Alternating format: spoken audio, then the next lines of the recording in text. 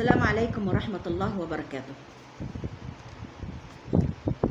القانون لا يحمي المغفلين، وهذا صحيح. رسالة للناس اللي بتدخل على جميع المواقع وطول اليوم قذف وسب على الفاضي وعلى المليان، سواء قناة دينية، سواء سياسية، اجتماعية، حتى لو نظافة، حتى لو أكل، حتى لو حلو، حتى لو سيلز، طول اليوم شغالين قذف وسب. إما أنتوا ناس مختلة عقليا، أو مرضى نفسيين، أو بتقبضوا من مكان معين، أو بيئتكم قذرة زيكم. الله العالم أنتوا إيه ملتكم، الله العالم. تمام؟ أنت مغفل. أنت مغفل ليه؟ لأنك أنت لو دخلت على صندوق الوصف بتاع القناة هتفهم الهدف من قناتي. بشرح لك فيه من كل صورة وآية ألاعيب اليهود وإسرائيل ضد المسلمين من زمان، من أيام الرسل والأنبياء، خاصة الرسول عليه الصلاة والسلام، وكيفية الخلاص من المسلمين. وفي نفس الوقت القرآن شرح لك كيف تتخلص من عدوك بدون قطرة دم من أي مسلم، وبشرح لك. لكن انت البعيد شغلك القصف والسب طول النهار، تك تك تك تك تك، إلهي يطق مخك. انا مالي اذا انت مغفل؟ انا ايه ذنبي؟ انا ايه ذنبي اذا انت مغفل؟ يعني انا حاطه لك بروفايل القناه عن القصف والسب، يعني ما كلفتش خاطرك تشوف البروفايل اللي بيتكلم عن القصف والسب. مستعجلين عايزين شتايم وبس. دولة ما كل الناس بتشتم، لكن فيه دولة معروفة طول النهار ردح والقصف والسب، وليهم لكنة معينة ومفيش فايدة. يعني انت حتى ما عملتش بالقرآن ولا بكلام ربنا. جئت لأتمم مكارم الأخلاق. هل انت سمعت كلام الرسول عليه الصلاة والسلام؟ لا، ما عملتش بيه.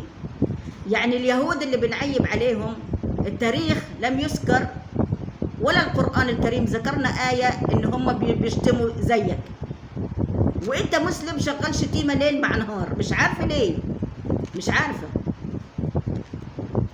يعني إيه؟ يعني أنتوا إيه مخلوطين من إيه؟ أنا مش فاهمة. إيه تستفيدوا من القذف والسب؟ مش فاهمة.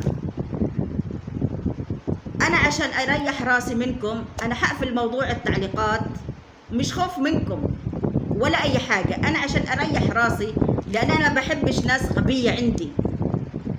إما تكون متابع متيقظ وفاهم اللي بقوله، إما تنقلع من عندي تشوف لك أي. روح اقعد عند الطاروتي، اقعد عند الطاروتي والفنجان والكف واللي روح اقعد عندهم. وبتكون لهجتهم غير لهجتك، وبتبقى يعني بكامل قواك العقلية وبتفهم هم بيقولوا إيه. لكن لما بتدخل القنوات التانية بتعمل نفسك غبي وحمار وبتنزل شتيمة فينا. لا عاتق سياسة، لا عاتق اجتماعيات، لا عاتق طبخ، أزياء، دين. الشتايم حتى لو رجل دين بيشرح لك حاجة، الشتايم شغالة. انتوا مش لجنة. يعني الموضوع كنا زمان بنقول لجنة، لكن الآن أصبح الموضوع منتشر، الشتايم شغالة. الله ينور. انتوا مرضى نفسيين تعالجوا، او انتوا حشاشين، الله العالم. فيكم شيء مش طبيعي. يا ريت بتعملوا حاجة تفيدكم وتفيد الوطن وتفيد الدين. مفيش. ما تزعلش من ابنك لما يسقط آخر السنة عشان انت غبي. انت والأم أغبياء. انت بتدخل قناتي مش فاهم أنا بقول ايه. لو تدخل لك واحدة ولا واحد، انت مين قال لك تشرحي القرآن؟ انت شرحك كله غلط. انت فاهمة أنا بقول ايه؟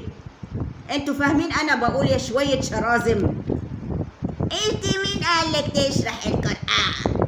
انت مين قال؟ انت مال اهلك؟ انت مال اهلك ومال اهلك؟ انت واصي على الناس مين ينزل يعمل قناة ولا لا؟ انت واصي على الناس مين؟ انت مين؟ معك توكيل؟ معك تفويض؟ انت مين انت عشان تدخل تتكلم سواء عندي ولا عند غيري؟ انا هريحك واريح راسي واقفل التعليقات عشان اشوفك وانت بتغلي قدامك، نفسك تعلق ومش عارف تعلق، لا عارف تشتم ولا عارف تعلق ولا عارف تتكلم، وخليك تغلي كده قدامي. غور الله لا يردك ولا يردها ان شاء الله باذن الله. غور.